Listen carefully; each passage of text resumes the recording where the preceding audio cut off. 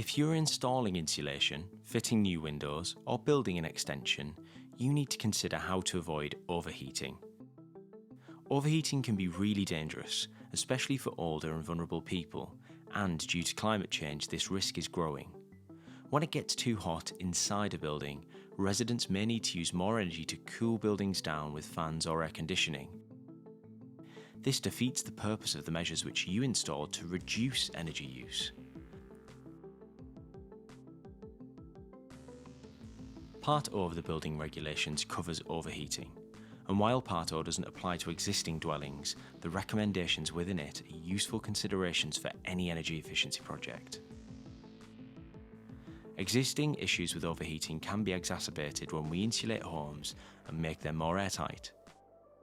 Because of this, you'll need to consider what cooling strategies are in place. A cooling strategy considers noise, security, safety, and shading, as well as ventilation, thermal mass, and controls. The requirements of Part O interact with all other parts of the building regulations. For example, poorly insulated pipework can contribute to overheating. Requirements for insulation are covered in Part L. Part F covers ventilation, including purge ventilation via openings. But while Part F has requirements for purge ventilation rates for dispersing water vapour and pollutants, Part O advises that the rate of ventilation needed for cooling might be even higher than Part F requires. You also need to consider Part B, fire safety, and Part K, protection from falls. If windows are part of a cooling strategy, Part O recommends a higher level of guarding than the level outlined in Part K. This is to reduce safety risks when windows are open for cooling. Part O also has useful tips for handover.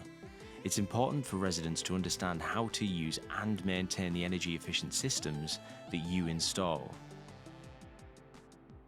Part O suggests providing residents with non-technical advice on how to keep the dwelling cool in hot weather. This is just as useful when retrofitting as it is on a new build home. For more information about how the building regulations interact with retrofit, check out the links in the video description.